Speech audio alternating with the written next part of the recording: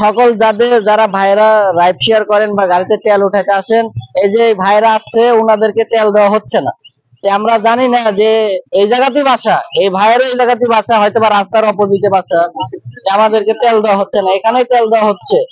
কিন্তু দর্শক আমাদেরকে তেল দেওয়া হলো না। এই দেখেন, এই দেখেন আমাদেরকে তেল, আমার যদি তেল দেওয়া হয় নাই, কেন তেল দেওয়া হলো না বড় ভাই? আমাদের কি নাই? হেলমেট নাই, এই জন্য আমাদেরকে তেল দেওয়া হলো না। দর্শক দেখেন, এই ভাইরাও চলে যাচ্ছে, যে কিছু করার নাই।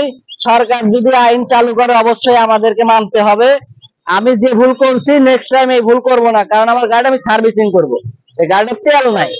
এই যে দেখেন সেই আপনার সার্ভিসিং এর দোকানটা, সমস্যা নাই, আমি এখান থেকে আপনার পারে আসতে পারবো ইনশাল্লাহ। অবশ্যই সবার শেয়ার করে দিবেন। আমার আরেকটা বড় ভাই আসতেছে, দেখা যাক তেল দেয় নাকি। তেল অবশ্যই দিব না, সম্ভবত হবে না। যারা বাইকের তেল পাম্পে উঠাইতে আসতেছে, তাদের হেলমেট না থাকলে তেল দেওয়া হচ্ছে না।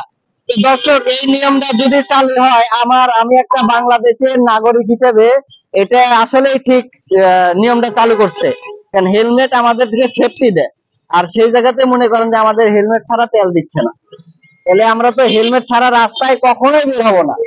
আমরা তেলই দিবি না, তাহলে আমাদের বাইক চলবে কিভাবে? এই নিয়মটা করার জন্য অসংখ্য ধন্যবাদ আমাদের সরকারকে।